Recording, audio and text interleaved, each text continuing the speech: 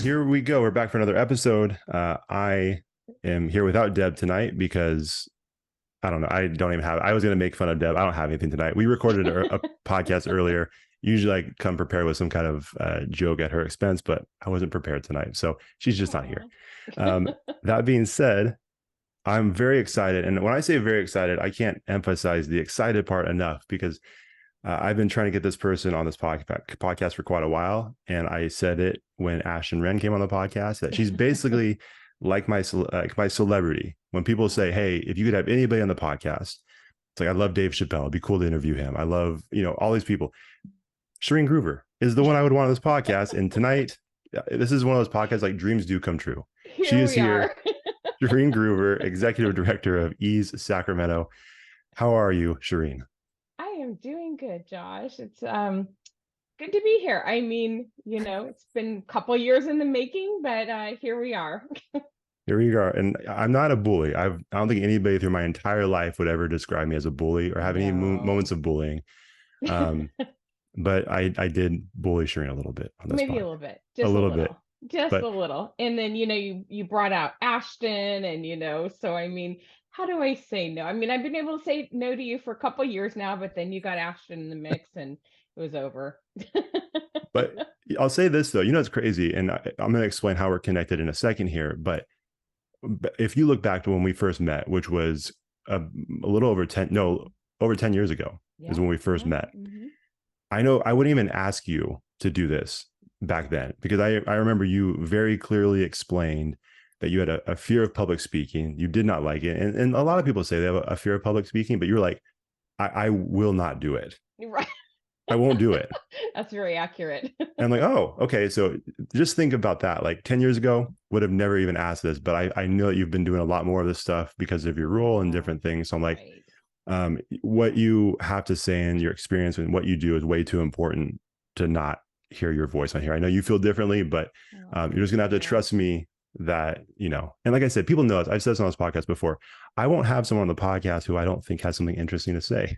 So I know without a shadow of a doubt that you do. So I am very thankful that you finally were willing to join the Oh, podcast. well, thanks for having me. You're welcome. So, because it's called Connectable, we always like to start off by explaining how we're connected with our guest. And um, like I said, I mean, I know I graduated from college from Sac State in 2010. And so I think the fall of 2010 is when I started working with you guys. And the funny thing is, I didn't really know you were a part of the team at that point. I think I got connected through Michelle Raby, Mm-hmm. and I was volunteering at Evening of Dreams. We had some conversations. I think it was her and Trav Cole, who's a favorite of this podcast. Yeah. Which is Sorry kind of about wild to that. think that he's on my podcast so much because he's so quiet. And Right. so, but we love having him. But I had a conversation with them after the event, and I said, kind of what would it look like if I joined your guys' team? And they said, yeah, just do this, this, and this. And I'm like, oh, cool. And so the first day that I showed up at the office, we sat in the cafe there at I Capitol. remember And I told this story today, actually. oh, really? I Was it like vividly remember this. was it like that was this Josh guy bullied me and now I have to, and then you told the story? It's like I don't want to Yeah, be here, pretty but it's how much. I'm No, no, no. My son-in-law asked how I knew you, and I was just telling him that we were having these interviews. It was you and somebody else. And the other person came in, he's like, yeah, I just kind of want to do outreach. And then you came in with like this detailed like spreadsheet of how you're going to make a difference in the world. I'm like, that's our guy. I appreciate it. Yeah, I was very excited to go there and meet you guys. And I knew I was in the right place because you sat there and you could have been like, who is this clown that brought this? Like, we're just here to introduce ourselves. But you sat there and I remember you leaned forward and you were interested in everything I had to say. Even you didn't even know me at that point. And so I'm like, I'm definitely in the right spot here. And then after that was volunteering, or I was doing an internship there, volunteered there, was working part-time there. And then Rachel, kind of messed things up. I got married, had to get a Yeah, yeah. had to Then get a she different took job. you away from me. I'll send her this part too. It's like I knew Shereen felt a certain way about this. Like Yes, she I feel attended the a certain wedding. way. Yes, Yeah. I did. I did attend the wedding. Beautiful wedding. But yeah, I mean, we shared a desk together. I mean, that's how like close we were. And she's not joking. We No. we had a desk. She had a desk, and they're like, well, where do we put Josh? It's like, well, I guess he's gonna sit on the other side of my desk. Now I'm 6 foot tall. Just want to point that out there. If you guys don't know, I'm a tall guy. Yeah. And so I'm like my legs scrunched up with my little laptop. And then she has to look at me every single day as she's trying to get work done. We literally are looking like face to face all day at each other. All day. All But day. I've told you this so many times over the years. Uh, I would not have had it any other way, because Same. I literally had a closer than a front row seat to everything that you're doing, a lot of conversations that you had. I saw the tears, I saw the joy, I saw the frustration, everything that you put, all the passion you put into your work. I saw it at a fairly early point. And it was really impactful for me to see that, because, and obviously your attention to detail on everything that you do, and how much we can talk about that too if you want. learn the hard way. The label story. Label story, which I had heard going into that, and someone's like, hey, she really is, pretty strict about her labels. I'm like, cool, I'm a pro at labels. I can do labels really fast, not necessarily accurately. And so we labeled all these things, and she looked like, kind of like, who did this? Like, and it's like, it was me. She's like, no, not gonna work. And I remember the timing was perfect, because your close friend, almost like a daughter to you, Abby, came through the office that day, and she looked at what I was doing. She's like, you messed up the labels, didn't you? Like, yeah, I did. I did. I really did. Yeah. But you're But like, no, but there's only like 10 crooked. And I'm like, but that person only gets one piece of that mail. 100%. And I have not put on a crooked label ever since. In fact, and you know this, in my family, when we send out Christmas cards, you're on the list. And the first year I said, we're good. The list looks good. I said, but when you get to Sherene's, don't touch it. Bring it to me. She's like, what? I'm putting that I said, label on. bring it to me. She's like, I can do it. No, I know you can, but I need to do it a specific way. And so I think I started including a little note in there saying, hey, just so you know, I did this for you. Yep, you do. Yeah. You do. Yep. And I always check the label, and spot on every year, Josh. Kudos. Thank you.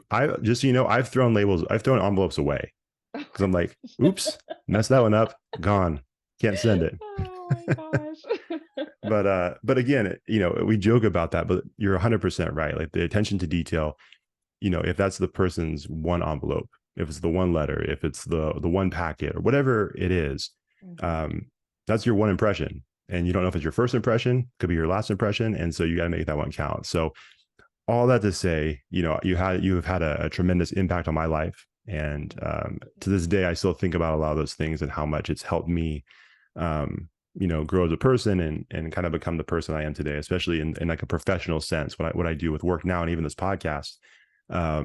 Huge impact. So I really do appreciate you.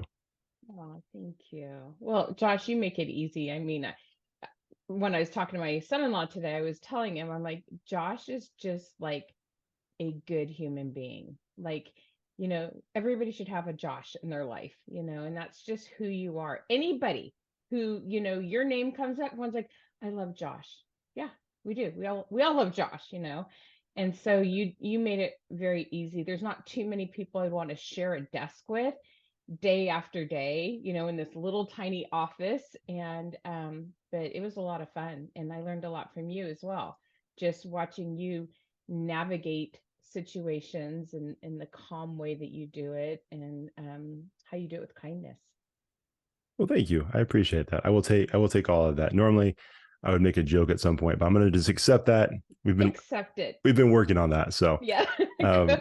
I do appreciate that very much. And before I let you kind of speak about what you do, I do want to share this one story, because when I, even years ago, when I'm like, I want to have Sherene on this podcast, I'm like, there's one story I have to tell, because it was one of the funniest things, and it went on for a decent amount of time before we finally understood what happened. So when I first started interning with you guys, I had no idea when we were supposed to start. I didn't know when the time started, any of that. So I would get there really early. I don't know if you knew this, but I would get there like 7. No one was there at 7, but I was so nervous. I'm like, I don't want to be late, so I'm going to be here at 7. And so I would wait there. I would go upstairs, and like, there's a couch. I would just lay on the couch and then set my alarm, and just kind of, pop up when it was around 8 o'clock, and I started seeing people kind of come in. And then, I did that for a couple of years through the internship. And then when I got hired on with you guys, I'm like, okay, maybe there's a little bit more structure to the schedule. And so, I would come in and just kind of do my thing. And then if I was going to be running late, I would text you and said, hey, running a few minutes late. And you're like, cool, never a problem. Every once in a while, when something would come up about me when I would arrive to the office, you would kind of make a comment. I'm like, I don't get that comment. I don't get that joke, but okay. And so I just kind of let it go. I'm like, all right. And so we kind of, went on like this for months. And at a certain point, you said something about me being on time or never being on time. Like, wait, hold on, wait a minute. What do you mean? I said, I'm on time most of the time. And then I text you if I'm going to be late. You're like, you're never on time. I said, hold on, what are we talking about here? And you said, you're always like an hour late. I said, hold on, when do you guys start? I thought for some reason, I got in my head that you guys started at 9. That's right. And you guys started at 8. And so every day you're thinking, this clown's an hour late every An single hour day. late. And I'm thinking, I'm like 10 minutes late sometimes. And so I'm like, what? And then it was just, we all just like died laughing because it's like, oh, I've been off this entire time. So then I'm like, you know what? I'm going back. I got there. I used to get there at 7:30. Just make it clean and clear. 7:30. Not going to do that anymore. But I just remember when we figured that out, it's like, oh, I've been off this entire time. And these people think I'm the worst. Like that Josh guy, he never gets here on time. And he's always talking like he's on time. Like, you're never on time. Not even close.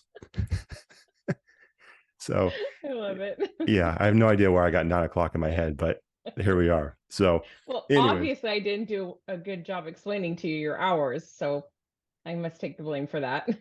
I'm going to take the blame. It's okay. I should have asked, you know what I mean? But here, you guys didn't fire me. So No. we're good. So anyways, we could sit here forever and share these stories, and I'm sure more stuff will pop up. But obviously the reason we had you on here is because of all the great things you're doing. So well, let's start with this. Can you tell me a little bit about what ease is, when you started it, why it started, and what basically the vision or mission is behind ease? Okay. So 13 years ago we started, and Phil Oates saw the movie The Blind Side. And most people in our world know who Phil Oates is, but for those who don't, he runs Buzz Oates, it's commercial real estate, and they own pretty much most of Sacramento. And anyhow, he is just a gem of a human being. He's like a older version of a Josh, just one of those just really kind people that you just want to have in your life.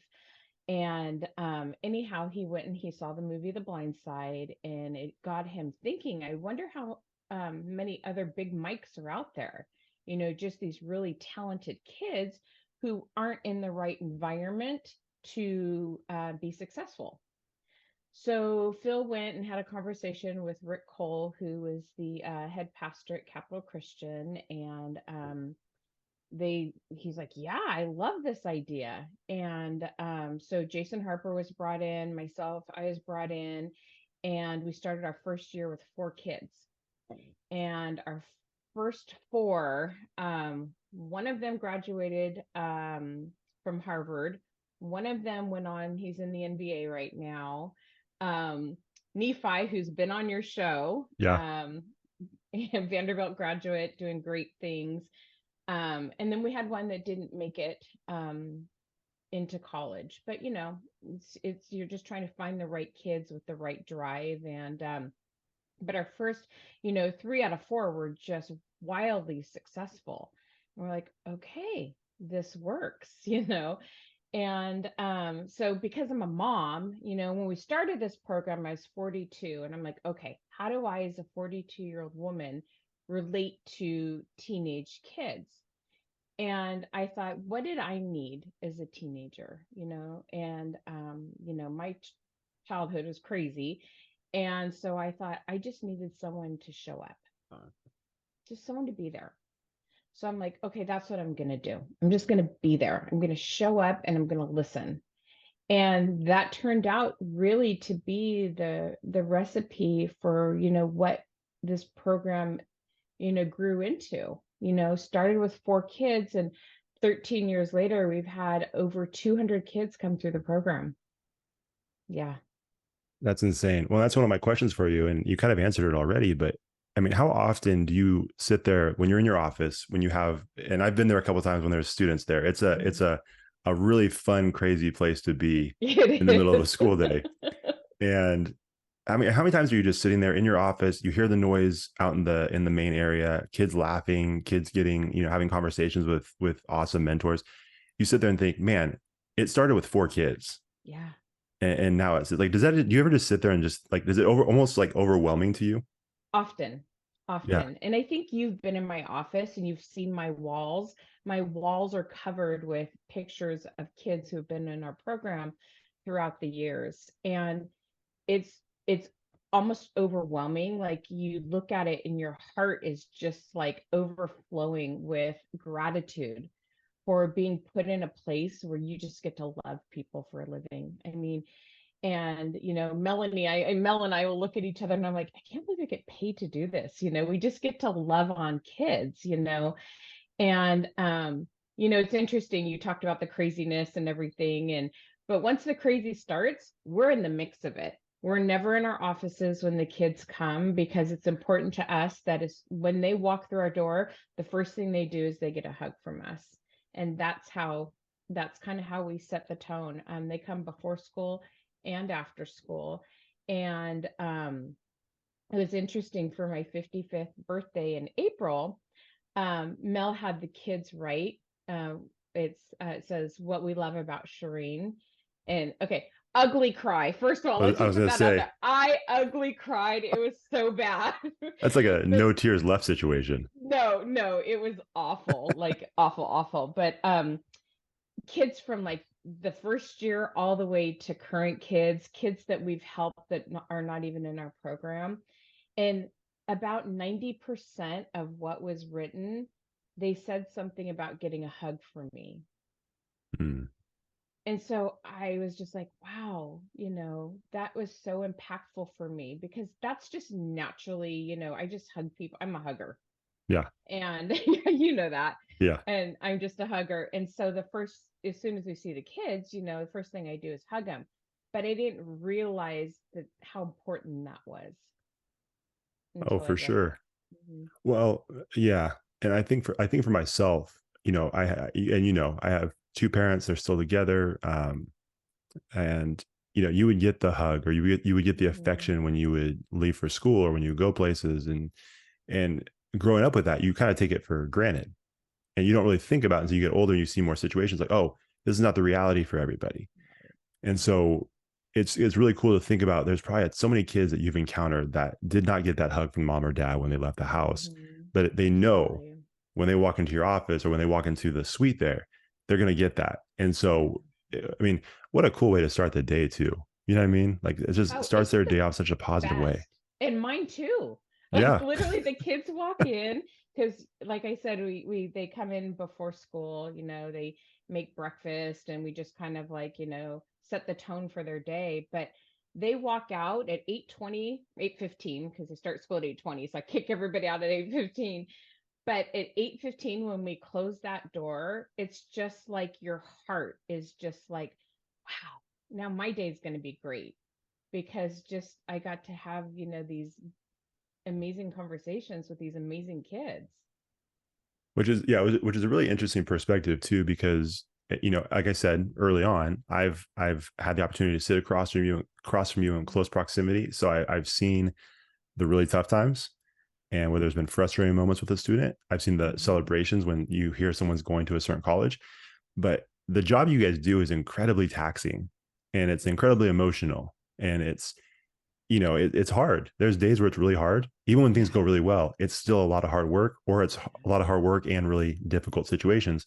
Mhm. But either way, what an awesome way. Like when you're getting that hug, it's an awesome reminder at the beginning of the day, like why you do Mhm. it. Right. Where some people do a really hard job and they never have that reminder of why they're doing it. You're getting, 20 plus hugs, 30 plus hugs each morning. It's like, hey, this is Yeah, why I do what I do. exactly. And I mean, what a better way to start your day. Oh, Just 100%. I think everybody should have like a hug train like we do in the morning and start their day that way, because Yeah. it's Maybe yeah. not everybody. There's some places where it's like, maybe not at my office. That would cause some cause some problems. HR would be called in, right? Yeah. I know some people are probably a little too anxious for a hug. It's like, no, Yeah. you don't need a hug. You're But taking it's funny, advantage. even the kids who are not huggers, Yeah. when we're first getting to know them, and they start with us, they might come in and go, like that. Yeah. But by the end of, them being with us, they're coming to hug us, and that's the thing. It's just, and it's about trust. You have to earn their trust. It's Right. just not given freely at all. Right. Especially in, situations that you work with. I mean, it really is it is an earned thing. Mhm. And I think the fact that you guys are able to do that, I mean, it feels like almost 100% of the time. I'm sure you could think of stories where it didn't, quite work out the way you had hoped. But for the most part, it's you gain that, you earn and gain that trust. And, Mhm. you are basically, I think you've even joked before, like you have one daughter, but really you have a ridiculous amount of kids as a mom, 200. which And is, I wanted a big family. I wanted a ton of kids. And God gave me one. yep. And I didn't understand why at the time, because I wasn't doing this job at that time, Sure. when Maddie was born. And so I was sad. I was a little defeated, like I love kids. Why am I only getting one? Yeah. And then, God always has a plan. And, when that plan was revealed, I'm like, I get it now, Yeah. And so, and it's been a great, it's been great for Maddie, being an only child. She has all of these, siblings, and, she's grown up with them. I'm like, Nephi and Tyler Jennings, well, we've had a couple of them live with us, and Yeah. yeah, and they're all like big brothers to her, and then as she got older, she became like a mentor, big sister to, the youngers. Yeah. I think it's awesome. And Shireen is not lying when she says big brothers, because some of these dudes are huge. These are big men. These are big human Big men, beings. Yeah. big human being. I think our tallest was 6'10", and Jeez. I'm 5'3" on a good day. So, so yeah, I am like short girl in the office, but we actually started, next time you're in the suite, if you haven't noticed it yet, you'll have to look on the wall. We actually write their heights now. Like, when you go to grandma's house and she measures you, and Really? yeah, so we're doing that. We've done that for about a year, maybe 2 years now. And so it's really fun. And we have an elementary student who's grown like 7 inches since he started with us. So it's been really fun to just watch their growth. And they're so excited. They love getting measured. Oh, I have no doubt. Yeah. Yeah. Especially for some of these kids, you have to pull out a ladder. It's like, Yeah. hold on. Well, okay. So funny story really quick. So because I'm so short, I would go to measure the tall people. Well, we use a ruler to kind of mark the area, and then we'll just mark it with a Sharpie. Sure. So when I was measuring, because I'm so short, the ruler's going up this way. So it's going on their head, but it's going like this. So literally some people are like getting marked at like 2 inches taller than they really are. So now Mel, because she's 5'9", 5'10", Sure. she measures all the tall people now. That's probably the Yeah. smart way to do it. Yeah. Hmm. That makes Yeah. sense. Yeah. Yeah. Not short girl job. That being said, though, anytime you go to Max Preps and your daughter was an athlete, Yeah. that's when they first came up with Max Preps when I was in high school. That's when I learned how they kind of fudge the system, because I'm like, Oh oh, yeah, they I'm measure I'm street six style. two, right? I'm 6'2" and 190 pounds. No, try Yeah. 6 foot and 150. Very skinny. Right. I know how they do things as coaches. Right. Um, but one of the things I was going to mention is because you mentioned it, how at the time you were 42, and how do you, as a 42-year-old woman, connect with students who are anywhere between 14 and 18 Yeah. potentially? Mhm. And it's one of those things, and you and I, we got started really, I think we worked the most together with Character Combine, and Right. anybody who's For listened to this sure. podcast knows that Deb and I started with the Character Combine podcast, but that started with you guys doing the live events and things like that. And one of the things I've heard, and I think about Tom Brady specifically, when he was still playing, is that it's interesting, and part of what makes him so great, and it's amazing that he's still so great, is he's 40 something years old, Mhm. but all these dudes who are getting drafted are in their early 20s. He has a Mhm. family, he has kids, he's got business. They're like, how do I get into the practice facility? Like, what is Right. going on with my life? And he's like, but he was consistently able to connect with his receivers and his offense and his offensive line. And it really is one of the crazy parts about being a quarterback in the NFL. It's like if you stay there for a long time, you have to figure out how to connect with people where the gap is growing. They're Right. getting younger, you're getting older, and that gap keeps Right. getting bigger. And it almost Exactly. sounds like the same thing for you guys. Like you have to figure out ways to constantly stay, connected with the kids, stay Hmm. relevant, understand what they're going through, and all these social media is a huge part of Right. that. Right. So like, how do you do that? Because I'm sure a lot of people are in a similar space, whether they're a coach, a teacher. Mhm. What are some of the ways that you've been able to, stay connected? Well, I'm 55 now. So, I'm 55 working with teenagers. I'm like, okay, how do you do this? Sure. A good shoe game is all it helps. So, Ooh, gotta have, that's yeah, true. I have a good shoe game. And it doesn't, hurt that, a couple of our students, actually sell shoes. And so, They sell support shoes. their business. Yeah. Mhm. Ah, that's pretty Yeah, they cool. have that whole, yeah, resale thing. It's crazy. In fact, one of the students at Capital, he's a junior this year. They did like a news article on him. He sold over $1 million worth of shoes. 17-year-old kid. Jeez, good for him. Yeah. That's And awesome. then Caden Flowers, who was in our program, he sells shoes as well, and he's been wildly successful as well. So it's a business. It's a business. But Good for back to them. what you asked me, besides the shoe game, Strong shoe game. Okay. strong shoe game, yes, very important. And you You can't go, just sorry, you can't go the opposite way either. Because if you have a bad shoe game, then you're oh then you're doing yourself a disservice and you're going to be less connected. oh for sure. Oh, and they notice. I'm every time I get a new pair of like dunks or something, like, oh, Yeah. Sherene, they always notice. 100%. It's okay. I didn't mean Yeah, to interrupt you, but yeah, 100%. No, no, strong no. shoe game. Strong shoe game. And honestly, the most important thing is just being authentic. Mm, Teenagers can sniff through BS like nobody's business, yeah. you know? Yeah. And so you have to be authentic. You just have to be yourself, Yeah. whatever that is, because our team is so completely different. Hmm. We each bring something very different to the table, but that's what, they get something different from each of us, but they know who we are and they know what they're going to get from us, Right. so they know what to expect, Right. you I'm glad you know. brought that up because that was, again, one of my questions for you. And obviously, I think this is like the sports coaching side of me that kind of kicks in. And I feel like because you guys have a team, you guys have a small team Very of, small. you know, of what, 4 or 5 people now? Three. Oh, 3 people. Three, and then Maddie's kind of part-time. She does stuff remotely for us. Sure. She's out there like saving Hmm. lives. So She is, yeah, yeah, operating room nurse, yeah, yeah, but yeah. She's saving lives in other ways. So, yeah, so you guys exactly. have 3 people that work Yes. there, and so it's a Hmm. small team, and Small especially for team. what you guys do, Yeah. um, that is really a small team compared to this amount of students you have and the amount Hmm. of effort and influence you have on their lives. Like it probably really stretches you guys sometimes.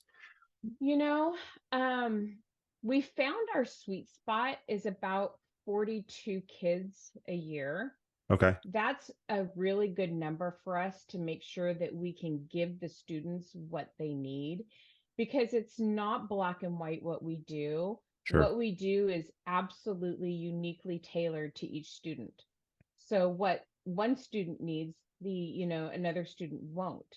And so it's just kind of, you don't know exactly know. But with us doing the interview process, we're getting better at picking the students that can come in and will completely take advantage of every opportunity that they're given. hmm, And so they're not requiring as much bandwidth from us, um, except for just the, because every kid that comes in, they have to sign a contract with us.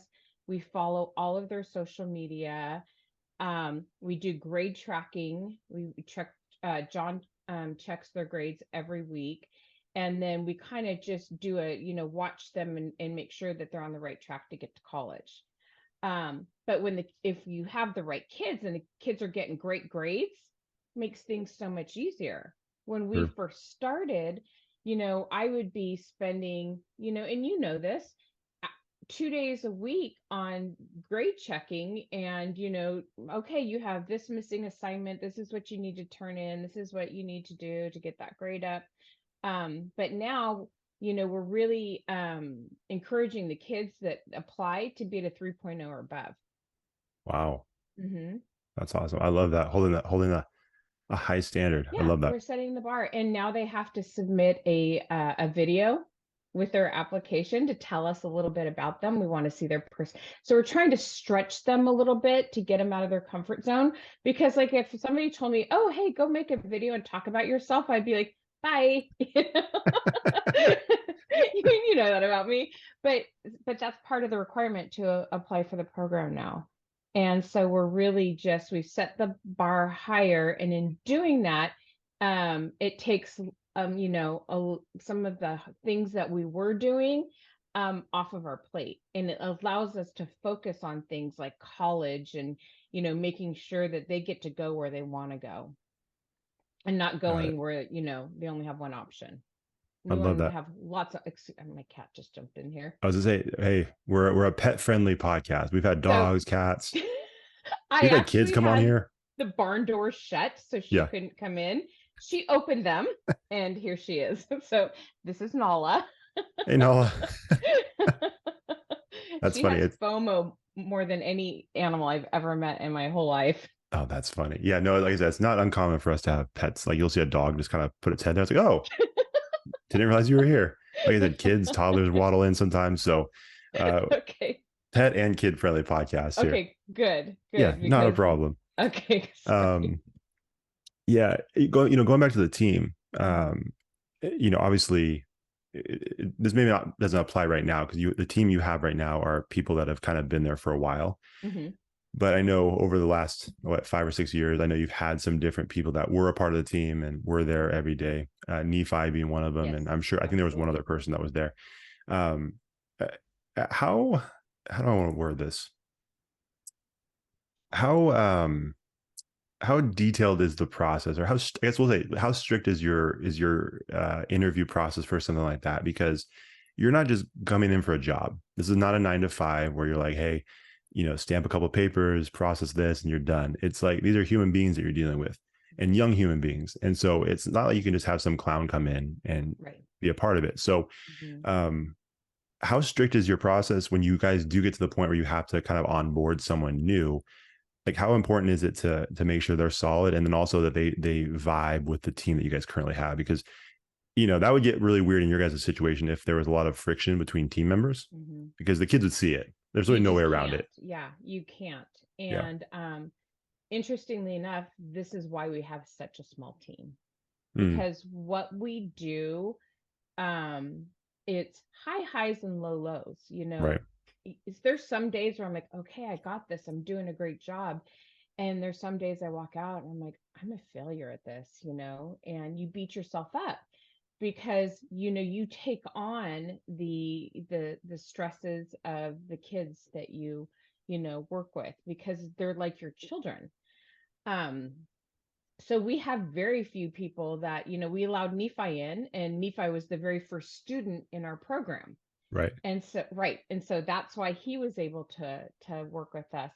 But besides that, it's just me and Mel and John, and that's the kind of team that and Maddie comes in and helps with things, and she's been around the program for 13 years. And so we don't really bring in new people, and eventually we'll have to, because I'm getting old. No, So I'm still not convinced you're 55. I'm gonna be honest with thank you. you, thank you, You're I'll welcome. take that. Yeah.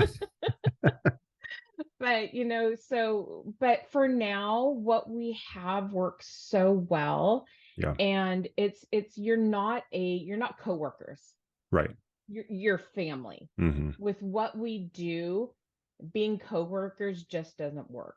Right. And you have to be ride or die, because of the situations that we're in. And thankfully, I've been there since the beginning, 13 years. Mel's been there she's been with us for 6 years, and John's been with us for 5 years. But before Mel and John came on, it was just Jason and I. Yeah. That was it, you Yeah. know. And then but you were more combine focused, Right. and ease was the initiative that I was most passionate about.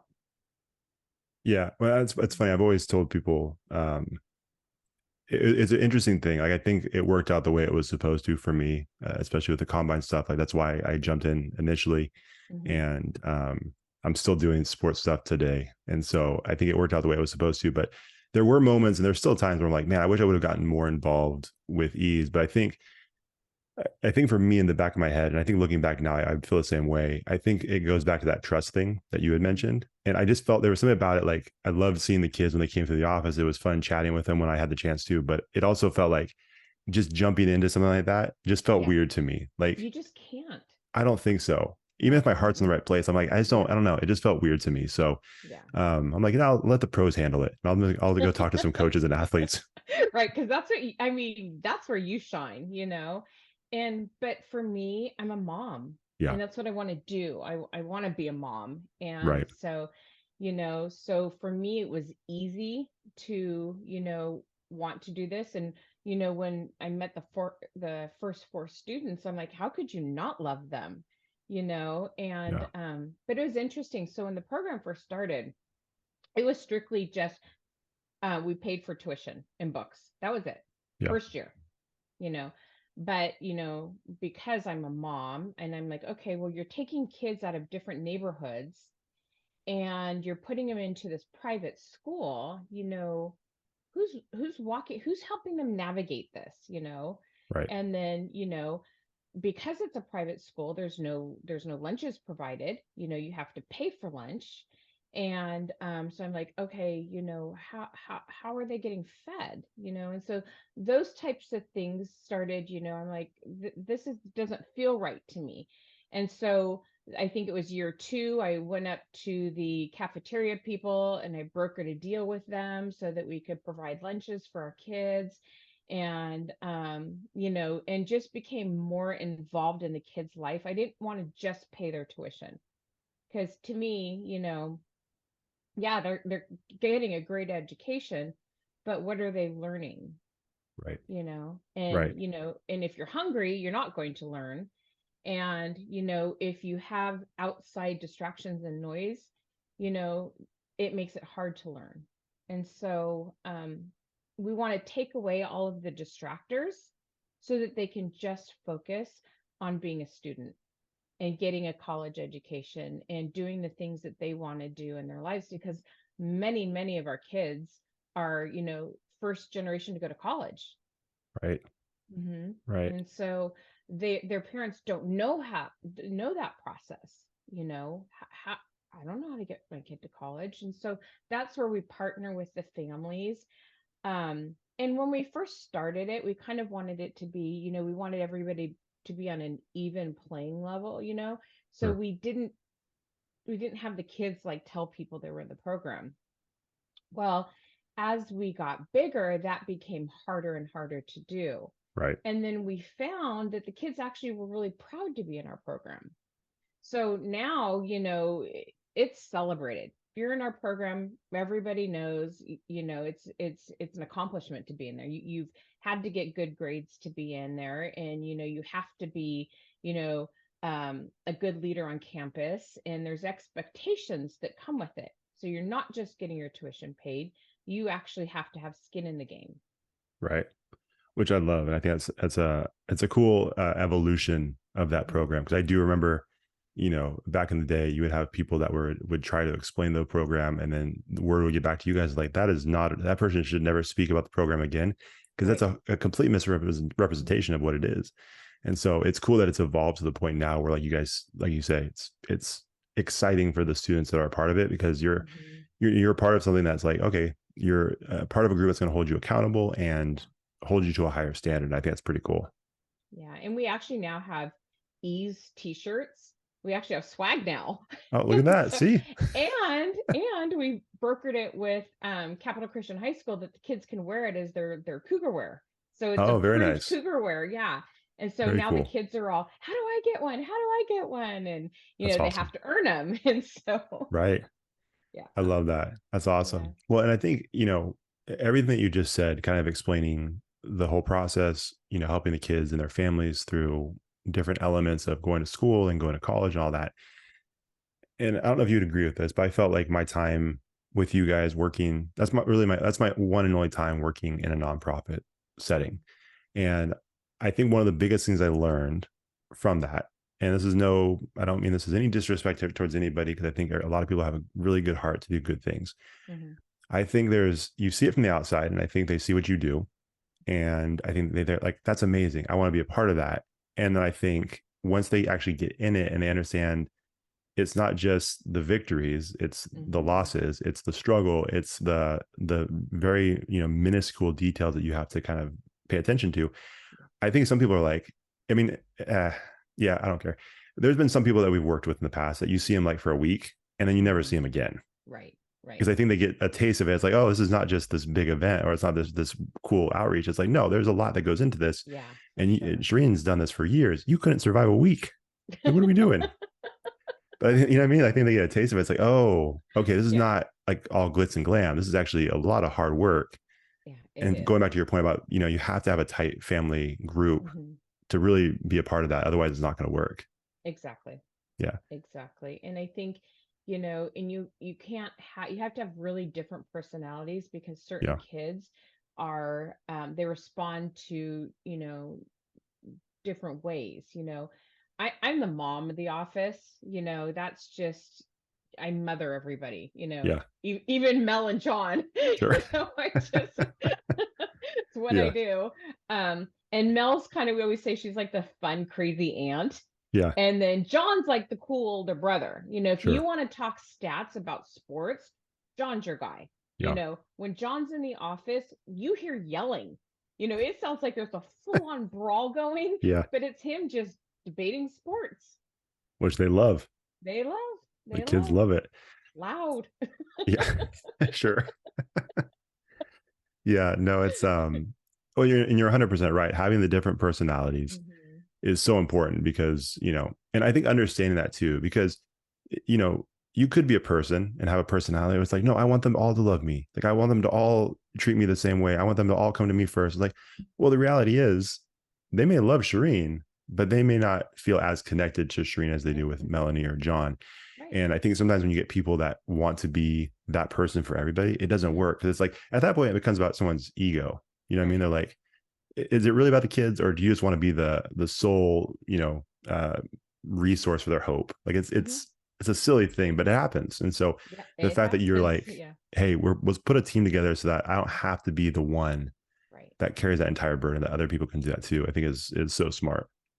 It's smart, and it just happened accidentally. Sure. And but to me, it's that just shows that it was meant to be. Yeah. Yeah. It just was Absolutely. meant to be. And that's why, we're not looking to add to our team Sure. because it's so cohesive. Hmm. And we really needed somebody to do social media just because I don't have time to do it.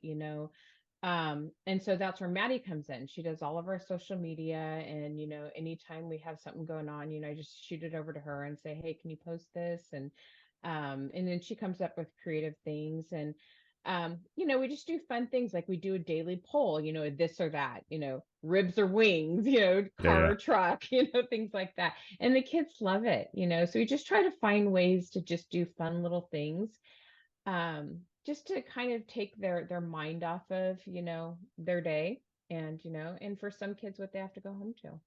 Yeah. 100%. No, I think that's smart. Now, let me ask you this, just to kind of take this in a completely different direction. I don't know how many interns you've had over the years, but like, where do I rank? Am I pretty high on the list of interns, or have I You're been the bumped down at all? No, so I'm going I to can tell you take this, and it. I'm not going to tell you, and I'm not saying this because we're on a podcast and it's your podcast. You are truly the best intern that I've ever had in 13 years. Yeah, All right. 100%. I'm going to clip this and send it to Rachel. Yeah, Just like, best of the yeah, best. Rachel, he's the best. thank you. She doesn't She listen to knows this, but I that. do appreciate that. No, I will clip it. I know Absolutely. I put people on the spot sometimes too, especially if I know they do a lot of podcasts. I'm like, so where do we rank? And sometimes they're like, I'm not going to answer that question. Like, no, I asked you because I really mean it, but Right, right. not everybody's comfortable answering that question. So Yeah. But honestly, in anyone who knows me well knows that if you were, the fifth in line, I would have told you you're the fifth in line because that's just me. Just like, perfect. your label was crooked. I told you your label was crooked. And I fixed it. That's why I'm number one still. So there we go. Exactly. You So how about never this? have to guess where you feel, where you are with me. Thank you. And if you could just do me a favor, don't hire any more interns because I like the number one spot. And if you don't have Yeah. any more interns, I can't get knocked down from that spot. We've had a couple that have come through, and I'm like, where's Josh? Uh, Where is Josh? hey, I'll tell you what, in some of my different jobs, I've thought we're Sherene. So we're on the same boat. Anytime you want to come back, Josh, we have a spot for you. All right, sounds good. I know I haven't done that, but there's certain times, especially early on when I left working with you guys early That was on, hard. and I had some different bosses, and they said or did a couple of things. I'm like, this would never stand for Sherene. Sherene would never take this. And they're like, who's Sherene? Like, don't worry about it. Just know that she was not happy right now. If she knew about this, She would not be yeah, happy. yeah. Yeah, those were sad couple months for me when you left. It was tough. It was the right Oh, decision for sure, but it was for sure the right decision, but yeah. selfishly, not the right decision for me. Yeah, no, me too. I'm like, I could make this work somehow, but it's like, no, I Right? gotta do what's right. But Yeah, I gotta it's be like cool, a husband again, and being yeah. called Connectable. It's cool that we're still, it's all these years later, we're still connected. Mhm. We're doing a podcast against your will, and Yeah. so we're Kicking and screaming. yeah. um, but I did want, kind of sticking with the team thing. One last thing, I did want to mention this because at one point you and I had talked about potentially having Melanie on this podcast as well, and I think I even reached out to her a couple years ago to see if she'd be on, and I think she got sick or something like that, so Yeah, it never she worked got out. sick. Yeah. But I wanted to mention this because I don't really know John. I've had some conversations. Like the longest conversation I had with him was at your daughter's wedding, and we were Okay. just chatting by the fire, and so that He's was great. cool catching up with him. But I don't really know John, Mhm. and I really don't know Melanie either because we worked in the same place but never together with you, and so Right. I kind of saw her from afar but didn't really know anything about her. And this was, I think, last year. You guys were kind enough to let us record in your suite one of our podcast episodes, and I got there a little early. She's probably, why is he here right now?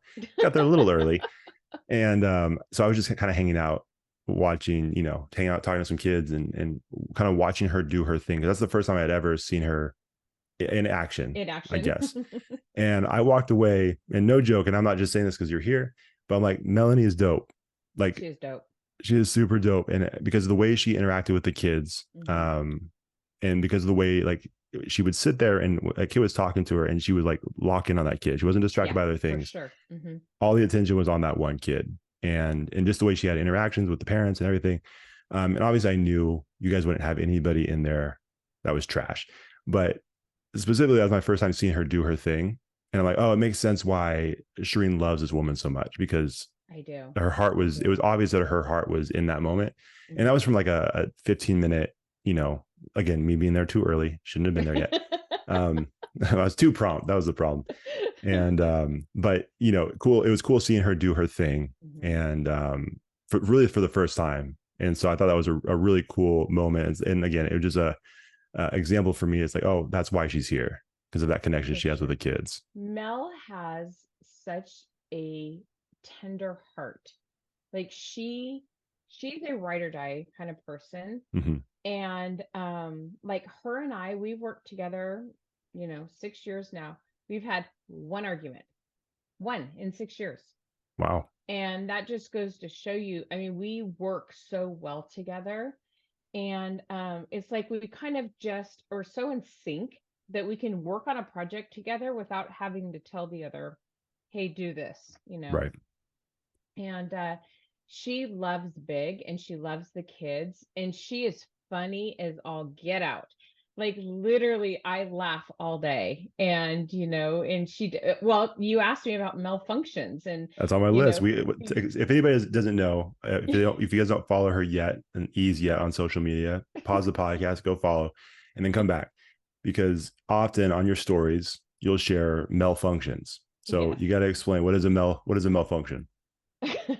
So, well, we actually have a whole highlight, all of them, a There you go. collection of Mel-Functions. And Mel-Functions pretty much happen. It's like a malfunction, but it's a malfunction because Mel is, causing it. The And perfect name for that too. That worked I, out I really well. really, yeah, Harper named her that, not me. I wish I could There take you go. credit for it, but I can't. That makes sense. Yeah. But it's stuck. Yeah.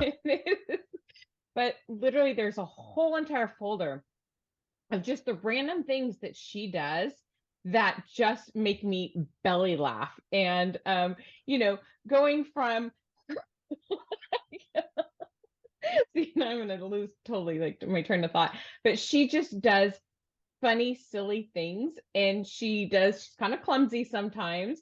And like she made this beautiful salad, like she was so happy about her salad, and she was walking it over to the table. She goes to put it on the table, the bowl hits the lip of the table, the salad explodes. It goes all over everywhere. And then we have It's the worst. tomatoes like in the wheels of the table and like everywhere. Oh my And gosh. poor Nephi was such a good sport of the Mel-Functions. We had this big thing of boom sauce. At Habit they have a like spicy sauce. It's called boom sauce. Oh, sure. Yeah, yeah, Yeah. sure. So I actually found it online. It's like Ken's. I can't remember the name of it, but it was in a container like this big. Mel goes to pull it out of the refrigerator. I don't know what happens. It explodes everywhere. So Oh no. actually, there's a video in the highlights of Nephi on his hands and knees, all Oh, 6'5" of I him, think I remember that. Yeah. yeah, Oh my gosh. cleaning up boom sauce. And I said, Nephi, did you ever think when you came to work for us, this is what you'd be doing? He goes, I'm a team player. That's a perfect response for that. Yep, exactly. But literally, it's just things break, and it's just. And she's always somewhere nearby when it happens. Oh no, she is the cause of it all. Not even nearby. She is the cause of it all. Oh my And so, gosh. and it's funny because for a while there was almost daily Mel-Functions. I didn't want her to feel like I was bagging on her or anything. So I kind of took a break from the Mel-Functions, and the kids are like, "Where are the Mel-Functions?" Oh Kids no. love them. What the people wanted. Yeah, the people want the Mel-Functions. Oh my And gosh. so That's I funny. mentioned that to Mel of why I hadn't been doing them lately, and she goes, "Oh no," because I didn't want her to feel like she was the butt of the joke all the time, and she's Sure. not. Right. She's just naturally so funny, and she doesn't realize how funny she is, and she Yeah. does funny things. And yeah, Oh my so gosh. the kids love her, absolutely love her. And that's what I said, she's like the fun crazy aunt. And It makes sense. yeah, yeah, you just have to watch Mel-Functions to figure that out. There you go. So at the very least, go follow Ease for that reason. Yes, Just for a for the little humor during your Mel-Functions, day. you will not be disappointed.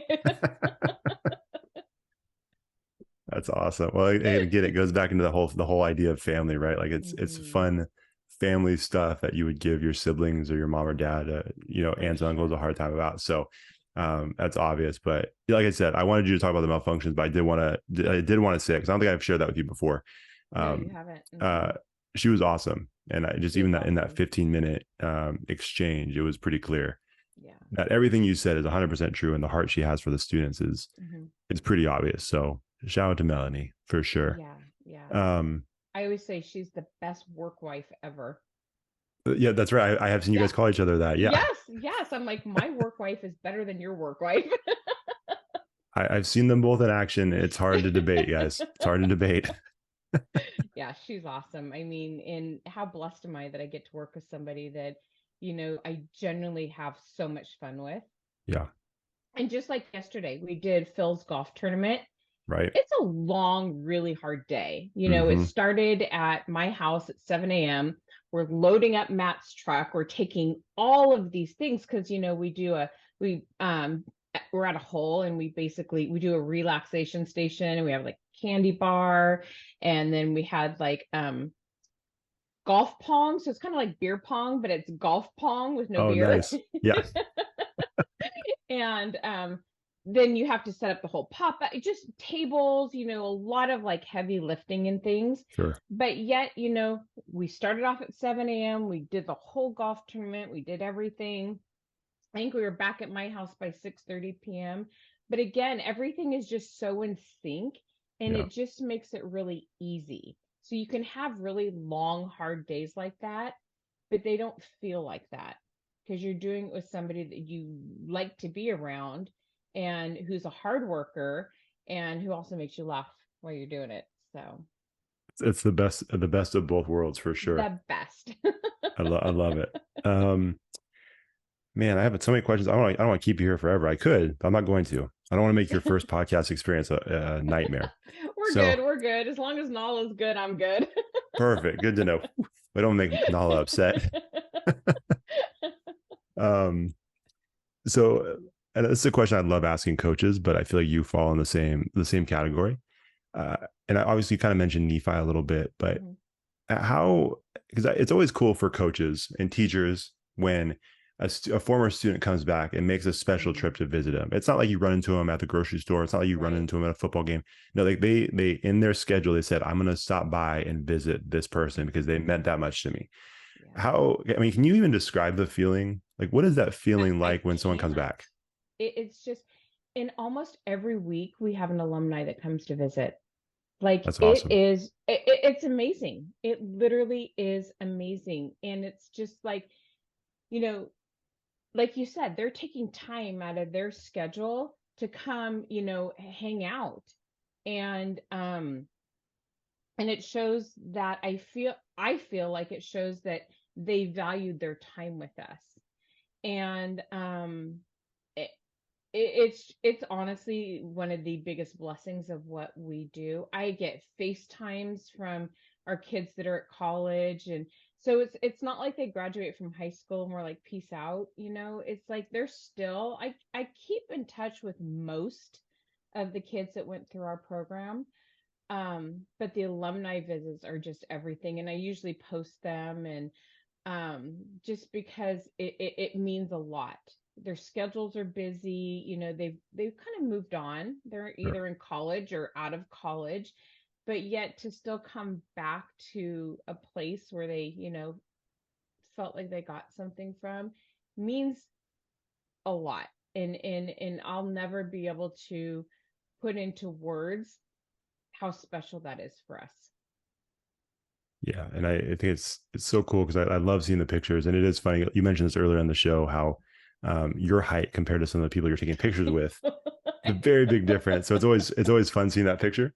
But beyond that, though, it does feel like you guys are constantly posting pictures of that of Mhm. them coming back, and then also you guys have done over the last year or so I forgot the title of it, but where you basically follow, it's like the account takeover, right? Like one of Oh, your the alumni former takeover. students, alumni, Hmm. thank you, alumni takeover, where you get to kind of get some perspective and insight from someone who's out of college, an athlete, whoever it may be, and kind of get the idea of what that student's day is like. And Hmm. so even the fact that someone is willing to do that for you guys and they're like, yeah, I understand the value in this. And so I'm going to do whatever I can to help is pretty cool. And I think that influence, the way it spreads and kind of, is contagious is Hmm. is one of the best parts. So It really is. And even this is what really got me. So this year, because our kids, been doing this for 13 years, so they've been through high school, went to college, and now, some of our kids are entering into their careers. And we had for the first time one of our alumni make a donation to the program. wow, that's cool. I cried. Oh, Yeah. I have no doubt. Did he Yeah. include a handwritten note too, if he really wanted to get you? No, it was actually an online donation. Ah, okay. But I'm just going to say who it is. I'm just going to shout it out. It was Justice, because Yeah. that's who Justice is as a person. You Yeah. know, Justice went through our program. went on to Harvard, then went and got his master's at Vanderbilt. Now he's working for Goldman Sachs. And, but he never forgot where where he started, where he came from. And the fact that he valued the program enough to give back to it, those are Yeah. his hard-earned dollars. Yeah. He didn't have to do that. We've never asked anybody to do that. And then right on the heels of that, Tyler Schimpf, who, Tyler Schimpf, Yeah. amazing kid. Yeah. I should say young man. We actually now have both his nephews in our program. He had reached out Really? to me and said, I want them to have the same experience that I had. And I'm That's like, insane. done. So they're in the program. Then he reaches back out to me and he's like, hey, I'm trying to qualify for Boston. I'm going to be running CIM in December. I want to use it as a fundraiser to raise money for ease. Wow. I know. That's incredible. It blows me away. It really does. Yeah. I mean, that's really cool. I mean, it's Mm-hmm. hard to even, I mean, not much to say after No, that, but I mean, I know. It's like mic drop. yeah, pretty much. Yeah, that's a cool thing. I mean, it goes back to what you had said about this impact. Mm-hmm. It's not just, hey, this is a vehicle to get us through. And then once we get through, it's the hugs, it's the conversations, it's the guidance and wisdom that you guys share. It's all of those things. And that's why it's so impactful. And it's something they're going to come back to. And now, like you said, they're sending their nephews there, they're donating to the program. Yeah. But I don't know Tyler. I know who he is. I don't know him well. I know him because he was in the Giants organization. Yes, Huge Giants fan. exactly. He just retired this year. Right. I saw that. Mm-hmm. So I did see he was doing the marathon thing, which is awesome. And just as we've had on my other podcast before, just an awesome guy. And I so think he's going to be president of the United States at some point. I'm convinced of it. you guys were saying that back when I was working with you guys. And I've been so saying that since I met that kid. it's probably going to be true. It's probably I going to be think true. so. He's just exceptional. Yeah. It's amazing. It, It's so yeah, cool that the different people that you have come through the program and are still coming through yeah. with stories like that. And it's a cool picture of the potential that really any kid has. I mean, Well, I have to given some tell you guidance. this story. I didn't mean to interrupt you, but this Oh, please, story you're is the guest. so good. It's so good. So we had somebody last year apply for our program. Her GPA was a 1.8. So I reached back out to the family and, I heard really good things about her, but with a 1.8 GPA, that just, it would be hard for her to make the transition academically into Capital Christian. Sure. So reached back out and I said, unfortunately, with her grade point average, it's just too low for our program. And so they thanked me and very gracious. So 3 months later, I get an email from the mom again. And I'm just going to shout out her name because I'm so proud of her. When Brandy heard that she did not get into the program because of her grades, she went and did all of the classes that she had low grades in or had low grades in and redid them in summer school. Wow. She came back to me, and I think at that point she was at a 2.9. And she came back to me and she's like, would you reconsider me? And I'm like, you're in. I Yeah. mean, Jeez. really? And her and I were just joking last week. I'm like, Brandy, I'm so glad that you proved me wrong. Thank you for taking that and going and working so hard and then coming back to me and saying, I did this. She is now almost a 4.0 student. Wow. That's Mhm. incredible. Good for her. She's a senior this year, such a sweet girl, and she's going to go to college, you know. And I think, and COVID was so hard for our kids. Sure. I mean, all kids. It was hard for everybody, but I think for teenagers especially, it was really hard. Yeah. And so she was one of the ones that just didn't do well with remote learning. It just wasn't good for her. So she didn't do well. And so she ended up at a 1.8. And then, she really wanted to be a capital Christian. That is where she wanted to be. And then when she was told that, you know, we can't do it with those grades, she's like, okay, I'm going to prove you wrong. I'm going to go do that. And I said, I love you that. did that. I love it. Yeah, that stuff makes me so happy. So those are just like the stories of, we have daily stories like that of just remarkable things that these kids are doing in such a hard time. It's such a hard time to be a teenager right now, Yeah. with social media and just all of the craziness that's going on in the world. They're dealing with things that, and I'm a lot older than you, but still they're dealing with things that you never had to deal with in high school, and for Yeah. sure not me. Um, and so just trying to help them navigate through all of the craziness of life right now. Well, yeah, that's actually one of the questions I have a couple more questions for you. I'm lying, I have a ton of questions, but I'm only gonna do a couple more for you. Um, one of the questions was, what do you think? And I think probably social media is one of them, but what would you say is the biggest challenge for students like right now, maybe Right this now, year? Yeah. honestly, it's social media. Yeah. It, And I we, it, yeah, go ahead. if Sorry. we could do away with social media, because you know I'm on social media, of course, but I also am on it because I check the social media of all of our kids. So Yeah. everything they post, and there's something that I feel that they're putting out there that doesn't represent them well, I'll be like, hey, can you take that down? And they're And then always mom so good. text. Yep. Yeah. Mm-hmm. Mm-hmm. Yeah.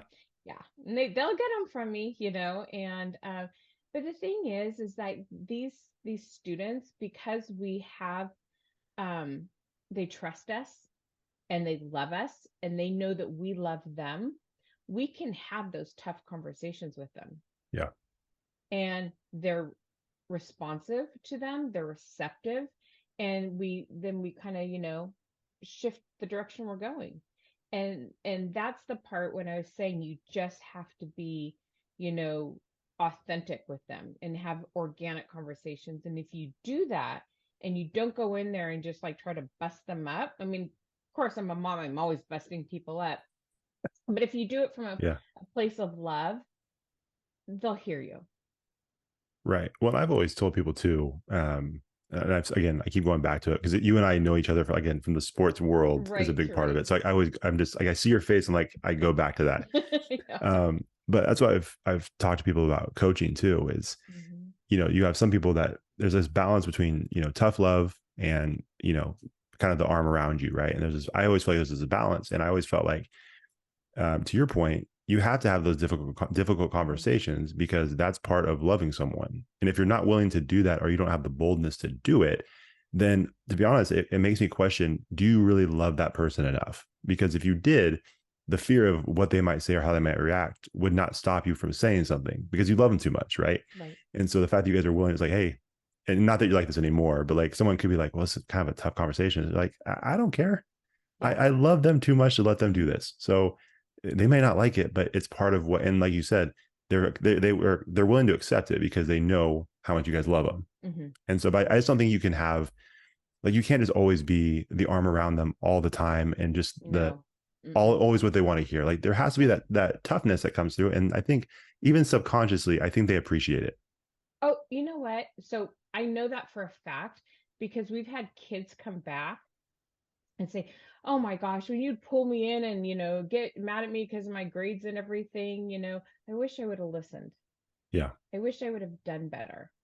And that's the thing, is some of the kids that I've had the toughest conversations with are the ones that come back. Yep. They're the ones that keep showing up. And it's interesting, you'll have students come through who you think maybe really haven't had much of an impact on them. Mm-hmm. And I just was reading a DM I got, to our team, got it like 2 weeks ago, from a random kid that I hadn't talked to in quite some time. And he said, "Hey, Miss Sherene," he goes, "I saw your page and needed to stop by. I just wanted to let you know what an impact you had on me." And that would be a student, if you would have asked me, do you feel like you had an impact on him? I'd say Probably not, Hmm. you know, because sometimes you don't. But then to find out that he randomly sends this and said, "Thank you for all that you did for me." And you're just like, wow, okay. Yeah, that's powerful. I know a guest from my other podcast once said, he's like, I want to plant seeds for trees that I'll never see grow. I Hmm. always thought that was a cool way of putting that because I I love think that that's, actually. yeah, he's an amazing guy. He would actually be, yeah, I should get you connected with him. He's a trainer Yeah, in let's do Sacramento. that. I like that. But he, you know, his whole point was like, some people want to see the tree. You want to plant the Hmm. seed and see the tree and Hmm. see the results of all the hard work. But the bottom line is, especially in the work that you guys do, it's probably not going to happen. And in Right. some cases, you might see it at the end of the year, the school year, and you might see the evolution and development of a student and how they've changed. In the situation you're describing, it was years before something Hmm. even remotely that looked like the tree that you planted started popping up, but it makes it worth it. And I think Yeah. that's going back to what I was saying about, I think some people like the idea of doing the type of work that you guys do because they see the results, they see the Hmm. successes and they see the wins. But it's a grind, it's a hustle, It is. and you have to be willing just to plant a ton of seeds and then have kind of at the end of the day, like we did our very best, we gave everything we had. Hopefully these things take root and grow into something greater. But sometimes you don't know unless you get the DM Yeah, where you the don't. student's like, hey, you don't know this, but this had a huge impact on me. And I think that's where sometimes people, because I get it, people, it's human nature. We want to see the results of what we're trying to do, Yeah. but sometimes it's not the reality of what you guys do. But No, that doesn't stop the mission. no, not at all. And it's, yeah, it's hard because sometimes you wonder, like I said, there's sometimes some days, I walk out the door and I'm like, I failed today, Yeah. and because it's hard, when you're dealing with people, and some of them are very broken, Yeah. and some of them have very hard home lives, and you want to do the best you can for them, and sometimes your intentions are good and you think you're doing the right thing, and maybe you're not reaching them the way you want to reach them, and that's hard. But with this one student in particular, he was kind of one of those students. Like I felt like I wasn't reaching him, and but the one thing that they'll never, I know, and I feel like, you know they'll never doubt that I care, and because I make that very clear, you Mm-hmm. know that your family. But there's some that, like a justice, we watered that and it grew and grew and grew and grew, Yeah. and there's some that grow slower.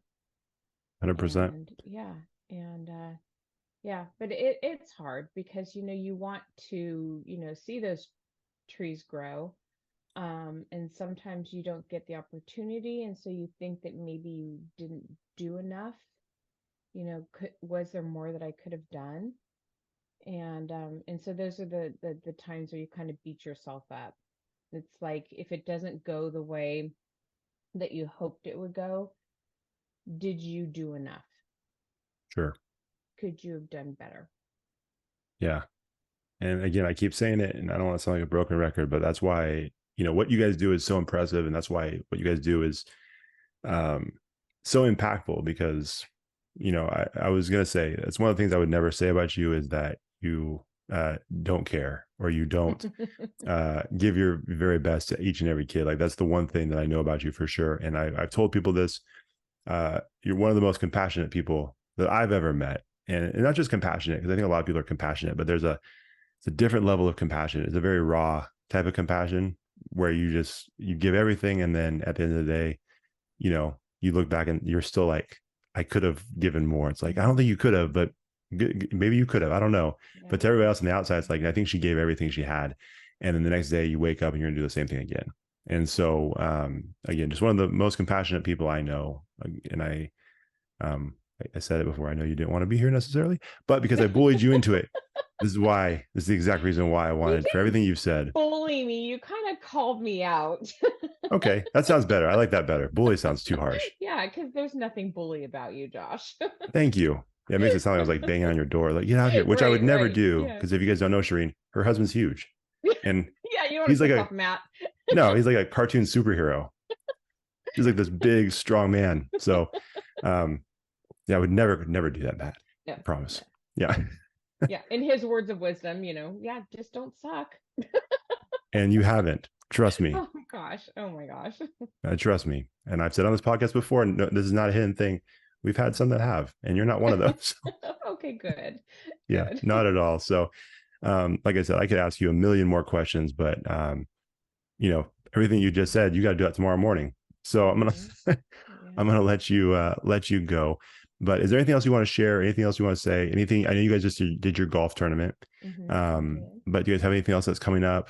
That, and also, I don't know what this looks like now, but besides, if people wanted to donate financially, Mhm. how can they do that? Or is there any other way people can get involved or help with what you guys are doing? You know, we talked about earlier how we're so just selective of who we allow into our students' lives. Yeah, Um, just because a lot of times our students have been let down by people, and they don't trust people. right. And so the people that we allow into their lives, have to be somebody like a Mel or a John or a Josh or, somebody like that who I just know that won't let down, one of Sure, these kids. sure. And so, because a lot of people they want to volunteer, they want to come in, but it's hard to just have somebody to come in and just like be like, oh, hey, here's our 42 kids, and one of them might be having a terrible day, and one of them might not have food in their home, and one of them, there's just so many things that happen throughout our days. I'll go in the morning and be like, okay, this is what I'm going to do today. And it's next week, and I still haven't done those things, Yeah, just because you don't know what your day is going to look like. right. So to go back to kind of what you asked, if somebody wanted to donate to the program, they can go on our website. Also, school supplies are always fantastic because we do supply school supplies for the kids. We do a clothing allowance for them. Um, Food, we're always, we feed probably about 25 kids in the morning. And then after school, we probably have closer to 40 to 50 kids coming in because not every kid that comes into our suite is part of our program. So Hmm. that's the other thing. And, there's so much to talk about here. I mean, we could probably sit on here for 2 hours, but um, we take in a lot of kids that are not in our program Sure. who just need somebody to listen. They just need somebody to hug them, love on them, and just tell them it'll be okay. So we have a lot of kids that have kind of gone through our program without being in our program. Right. So yeah, so definitely donate. I'll try to remember we'll tag you obviously in all this stuff, but we'll try to include the link as well to your site. I'll have to get that from you, whatever the best link would be, Okay. to make sure you guys support this because, like I said, this is a very worthy cause to support, and there's a reason why I've been bugging Sherene for uh, almost 3 years now with this podcast. So, Yeah. because what they're doing is incredibly valuable, and so Thank make sure you you. can support any way you can, and even if it's just giving a follow on social Hmm. media, that would be good too because you can see all the malfunctions. Oh, Uh, yes. Don't miss out on the malfunctions. so you get a little chuckle during your day. And then also, I want to say this too. This brings me some joy, even though I know it doesn't bring you any joy. But when I see it, because like, oh yeah, it reminds me of the days when I was working in the office with you. Anytime there's, because she is the mom of the suite of the organization, and so anytime I'm going through my stories and I see a mess in the suite, I'm like, oh, they messed up. And then of course there's a little caption that says, "Hey, we're shutting things down for a couple hours because you guys didn't Hmm. follow the rules." Like, oh, Yeah. they got mommed. Shreen got them. Hmm. So, like I said, I know it's not fun for you guys because the place is a mess, but for me on the outside looking in, it's pretty entertaining. But what's interesting is that that's gets their attention because Oh yeah, you've been in the suite. It's a cool place. Very cool We have place. a PlayStation. There's like a house, And so we'd be like, hey, make sure that you clean up after yourself, this and that. We'd post videos, whatever. Nobody's listened. You close down the suite for an afternoon, you got their attention. 100%. And the suite is very cool. Especially you guys had the previous one, which was really Mhm. cool.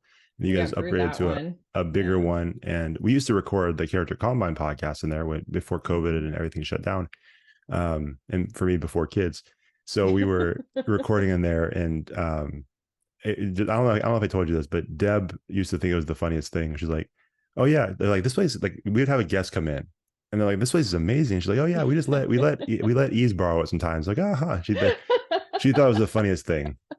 Whether it was really funny, I don't know, but she thought it was funny. And Well, Josh, you're the only outsider that has a key to our office, FYI. oh, yeah, I don't want to Oh, mess it up then. and Sherry Butler, because she's bestie.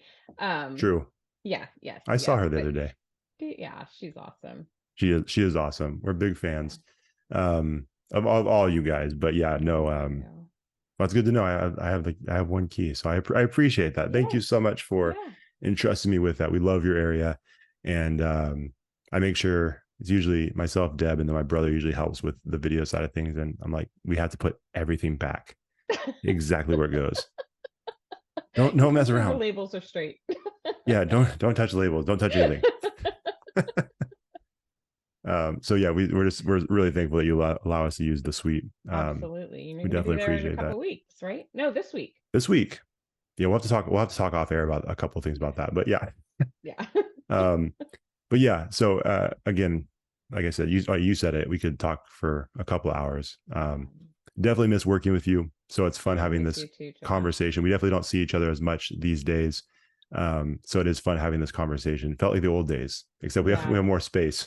Yeah. My I don't know. I feel like we're kind of looking right at each other. it's not far off. It's not far off. Yeah, it's one of those. It was funny too. There was times where you would have to have, a more serious conversation and with a family or a student. And I would just like, oh, you could just tell there's a different feel in the room. Like, okay, Yeah. that's my cue. I'd pick up my little laptop, walk out of the room, and go to Harper's office and just sit right behind him. Yeah. I mean, that was where the Ace Suite started. Remember, there's a little microwave in there. Yeah. There was a mini fridge, and then there's a basket of snacks. Oh, the baskets, they were all behind me. You're all behind you. Yeah. Mm-hmm.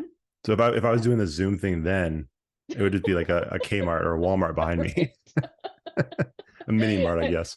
and then come 3 o'clock, we'd have like 12 kids in that little tiny office. Yeah, packed. And it would stink. And now, oh my gosh, when you come in like the morning, some kids are eating like, normal breakfast stuff. Sure. And, they're heating up pancakes or waffles or, breakfast sandwiches.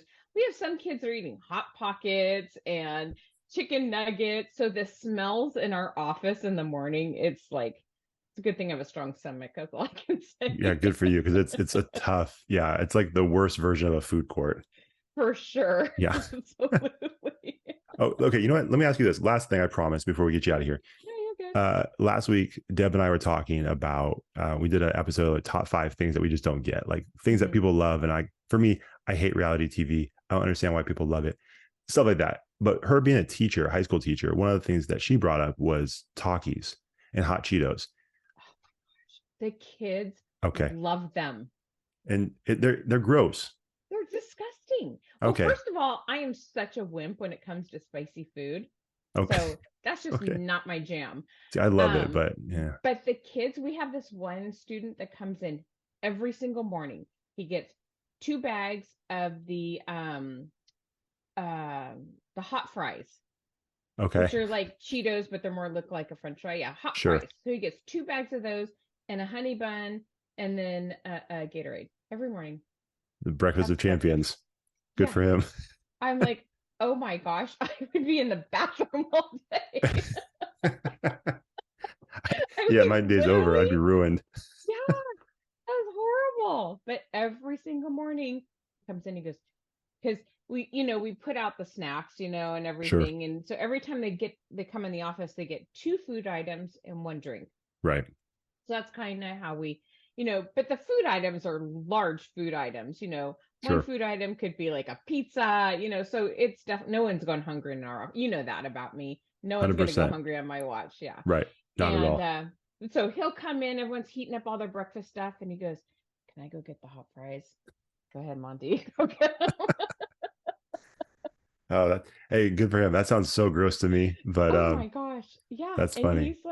he's an athlete, and I'm just like, I don't know how, I don't know how you do that. Hey, if it works, it works. So yeah, I wanted to ask you that question because you're dealing with the same demographic that Deb is on a daily Yeah. basis, and so just something about this specific generation, they love that stuff in the Yeah. mornings. Takis, hot fries. I don't get it. Yeah, Not a fan.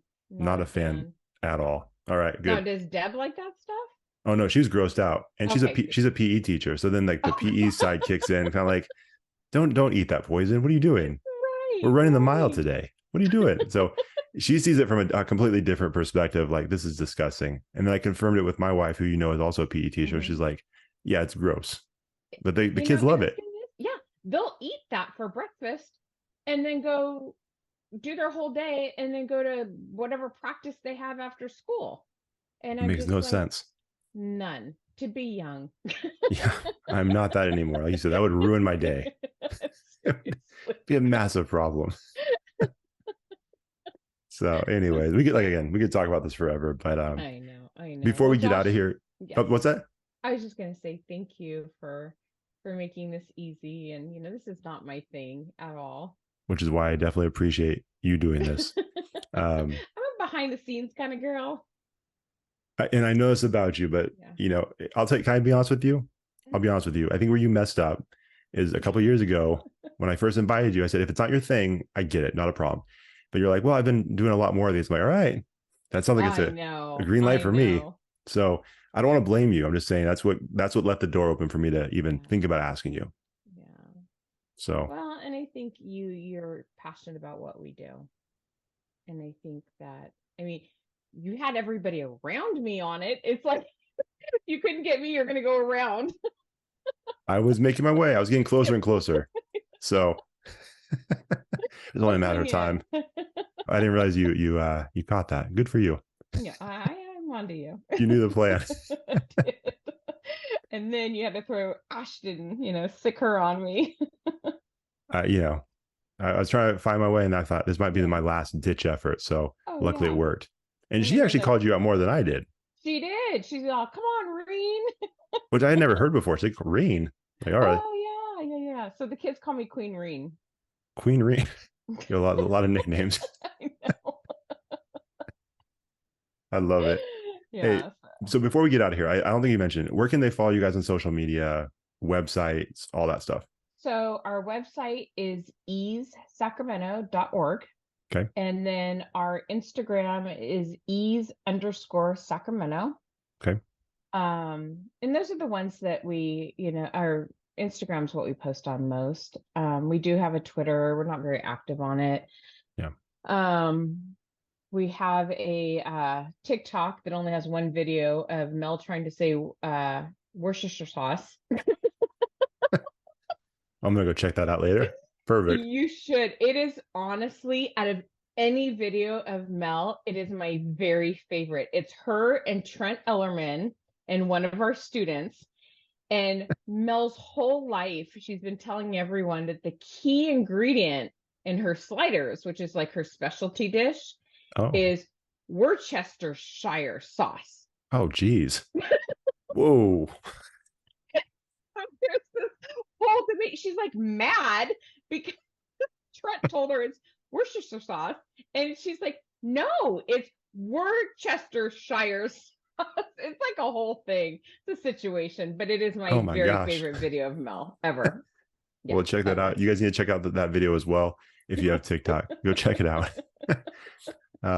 Sherene, thank you so much. I appreciate you. Yeah. It's been a lot of fun. Hopefully down the road, we can do it again sometime if this wasn't a horrible experience. So, It was not. You know what? good. Talking to you is never a horrible experience. I just Well, thank you. didn't think I had anything interesting to say. So you know me. I'm just kind of behind the scenes. You are, but I knew you had plenty of awesome things to say, and you did not disappoint. So, Oh, thank you. I appreciate it. So I can tell Matt I didn't suck. absolutely. I'll, Oh, and then Sherry said the same thing. She goes, I agree with Matt. Don't suck. you know, you can tell Sherry and Matt you did awesome. And I after didn't off air, suck. I can send you some. I'll send you some links to the ones I did. So Okay, perfect. you weren't Actually, I know that. who one of them is. Oh, do We can talk offline. Yeah, you told me. okay. That doesn't surprise me. So, all right. Thank you so much, and good luck with everything. Thanks, Josh. Have a good night. You too. Thanks for watching the show. If you enjoyed that episode, make sure you like it, share it, and hit the subscribe button to get a new episode every week. We'll see you next time on the Connectable Podcast.